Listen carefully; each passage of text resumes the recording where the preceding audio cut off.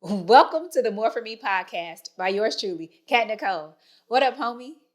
So glad to have you join me here in the studio. If this is your first time listening or watching, welcome to the homie-ship. We are honored to have you here. If this is not your first time, welcome back. Still honored to have you here. On More For Me, this is an opportunity for us, the homies, to get together, to encourage each other, to share our experiences, past and present. I love to share things that I'm even working through now, as well as lessons that I've learned on my journey, how God has blessed me and how He's guiding me. And as I do that, I hope that it helps you on your journey. And where are we going? We are all headed on a journey towards a destination of more that God has for each and every one of us. And while our journeys are different, and so are our destinations, we are still choosing to journey together. So I hope that you would join the homieship and subscribe. Turn on your notifications so you don't miss a beat and you are here with the homies because we want to be here for you. All right, let's get into it. Last week, we talked about change starting with us and being the change that we want to see. And of course, that means that we actually have to see something. So I'm thanking God for the vision that He's given each and every one of us that we can see for our lives as we endeavor to become a better versions of ourselves on our journey, towards the destination of more that God has for each and every one of us.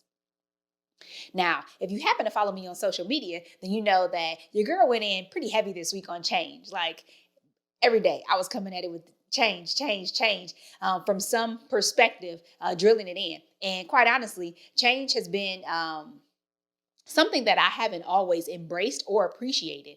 But in this season of my life, man, God is just growing me, and I'm realizing the importance of change and how I need to be flexible and willing to embrace the change, because now I know, man, that's how I become a better version of who God has called me to be. Not that who He created me as isn't good enough, but that, hey, there's even more for me. So I'm excited about change and journeying towards the better version of myself that I am becoming and that I will become, because it's a continual process.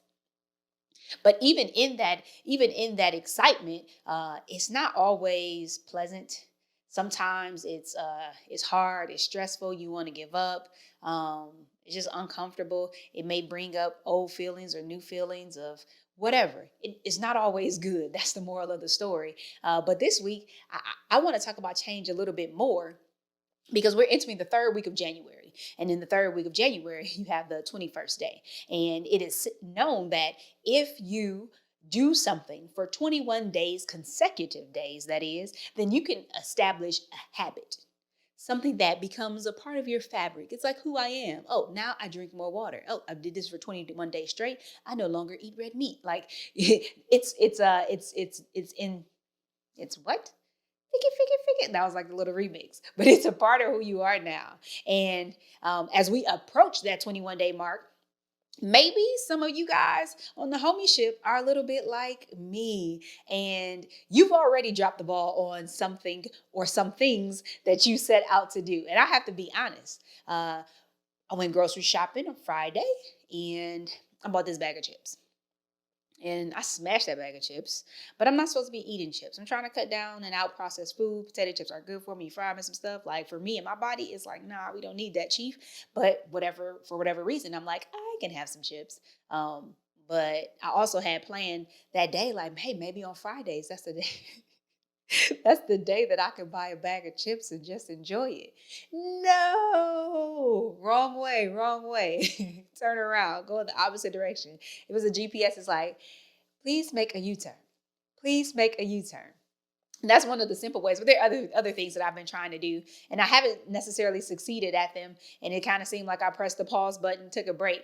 I haven't exactly quit anything just yet, but there definitely been some hiccups. And so from the 21 consecutive day rule principle, it looks like your girl is a little bit off on some things. And so I'm like, maybe I am human and there's some other humans on the homieship, and you may have fallen a little short at this point, or maybe something will happen in the future. So I thought it would be great for us to connect and encourage each other, like when this happens, because it does happen. We're all human. that there are some things that we can do, and a mindset. We're big on mindsets, right? On the homie-ship. And there's a mindset that we want to have to ensure that we don't just throw in the towel and you don't act like your girl did for a split second on Friday, talking about every Friday I can just enjoy and indulge in a bag of chips. Like, no, that's not the way to do it. So before we, because I was about to get ahead of myself. So before I deep dive too far, I'm going to start on the shallow end and say, if there is now or ever something that you're trying to do and you find yourself not meeting your own expectations or the standard that you've set, the first thing that we can and should do is to ask ourselves the question, is it, this thing, whatever it is this thing worth pursuing? Great question. You really, really want to make sure before you give something all that you have. And maybe you thought that you had this question answered before you began the journey. But great opportunity, since we've already pressed the pause button. Let me make sure that this thing is still worth pursuing. And so for me, that's an opportunity to connect with God and align with him and make sure I understand that this is something that he wants for my life and it's not just something that I'm making up to do. Because if he wants it for my life, then it's a part of my journey and the process of becoming a better version of myself. If it's some stuff that I'm just making up, I'm on a detour and just wasting time and capacity.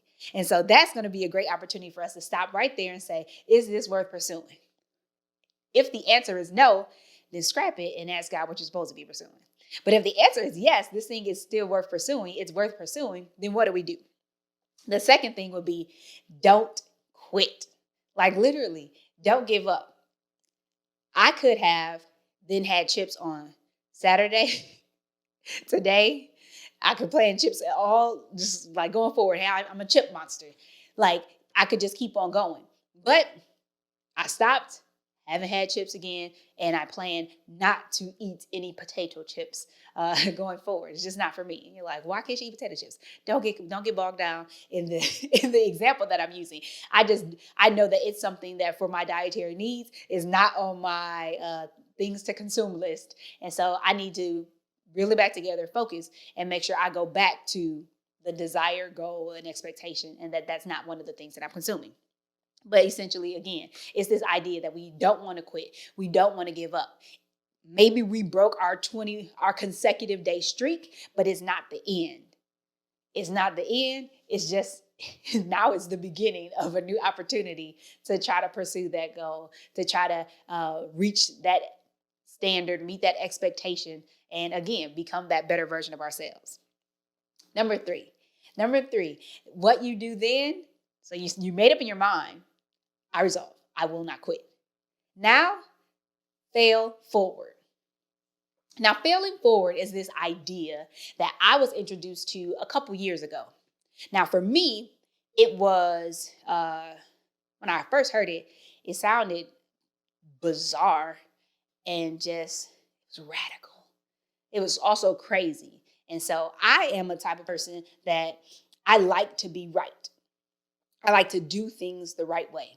I have very high expectations, not just of other people, but of myself. So for me, I would like to meet my expectations before I present myself or something. And because I believe that my expectations are so high, in my mind, it's like there should be no edits, revisions, or like this should just be good. It's accepted. Let's get it.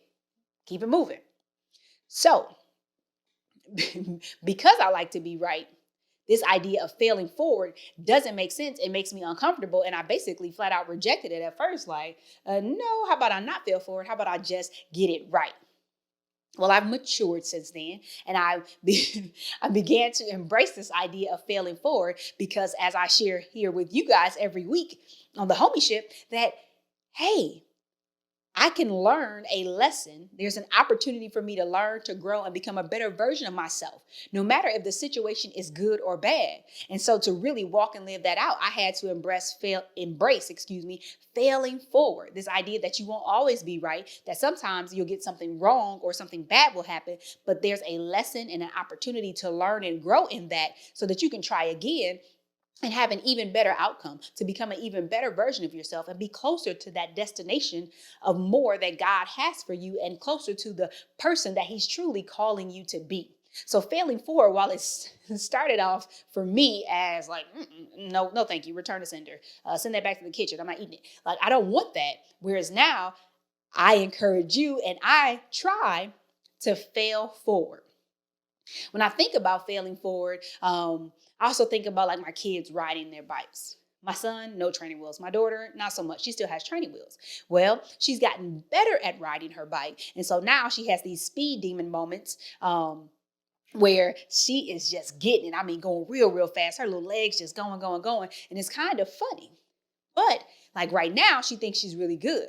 But I'm sure pretty soon here, her dad is going to lovingly lift one of those training wheels off the ground to give her a different circumstance, if you will, for her to try something new. Now, she is going to fail at riding her bike now with this slight tweak to her training wheels, because that's what happens.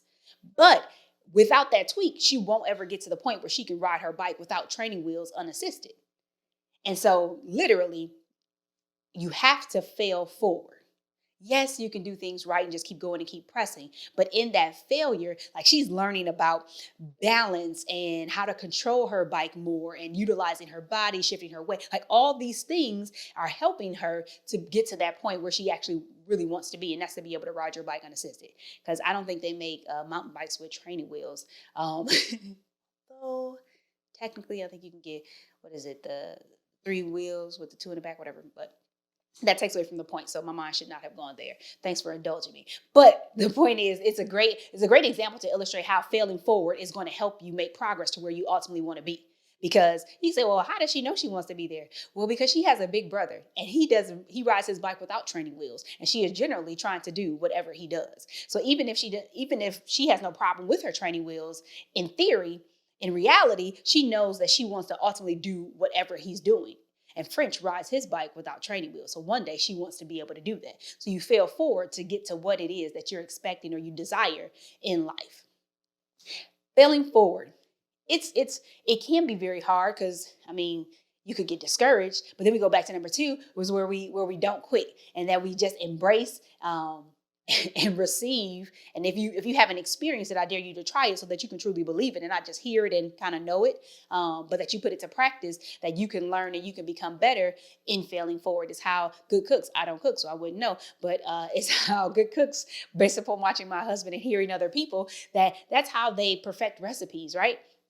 You tweak it. Oh, that didn't work. That was too much of this. That was too much of that. Let me add this. Now it tastes good. Bam, perfect recipe. I have a great dish. But that you fail forward to continue to try and make the changes that you need to in order to become a better version of yourself and to do even better at what you've set your heart and your mind to.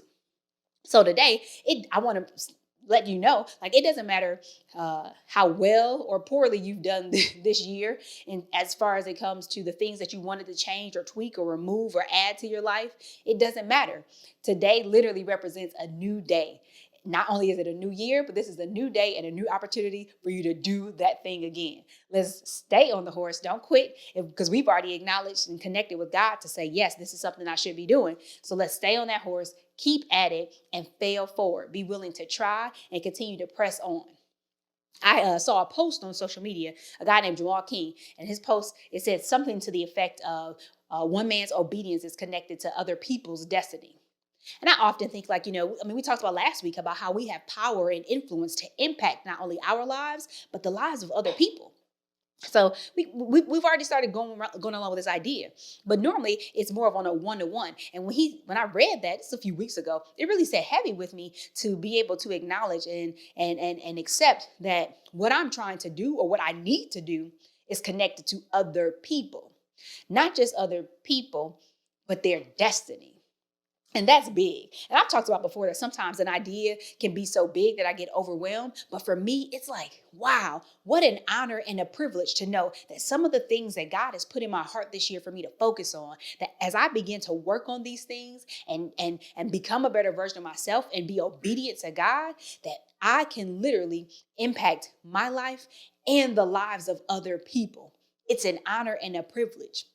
And some of the things that I've been, that God's given me for personally and given our household, Team Thompson, like, man, to really see all these things coming together and know that if I stick to this small bite today, right? Because I'm not talking about the whole 4K picture, but if I stick to the small bite that I have today of being kind, of spending more time with the family, like quality time, of communicating better, of setting more deadlines for myself with the business and actually sticking to them, of being willing to give someone an uh, unfinished or not perfect project to allow for them to pour into it and help me along my journey. Like, if I take those type of small bites and continue to exercise those muscles, that wow, that obedience, my commitment will ultimately lead to this larger vision that God has given me, that he has already showed me, will impact other people and literally transform their lives and impact their destiny. It is an honor to be in that position.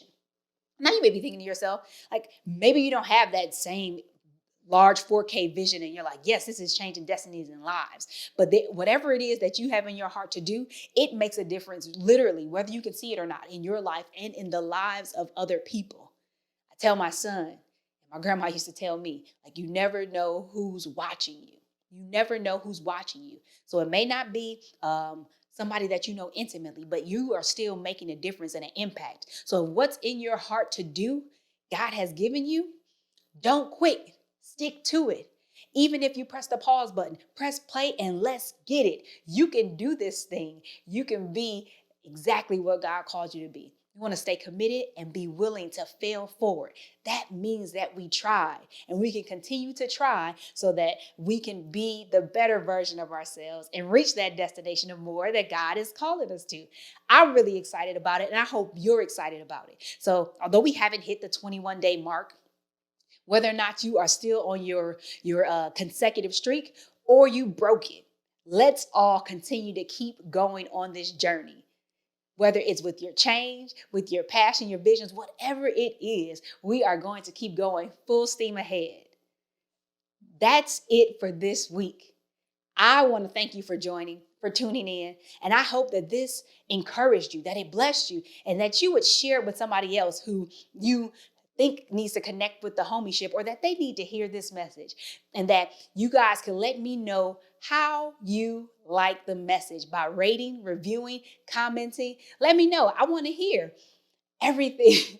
I don't believe that this is the right perfect product, but I do believe that I had something on my heart to share with you. And you can let me know how to become a better version of myself by engaging with me in those ways, as well as making sure that there are other people that have the opportunity to hear encouraging words like these and know that it's okay not to be perfect and to keep on going and trying, and that there are other people that would love to do life with them and connect on the homieship. That is it for this week. Again, thank you for tuning in. As always, I want you to remember, know, and believe that God has more for me. God has more for you. Now let's get it. Take care.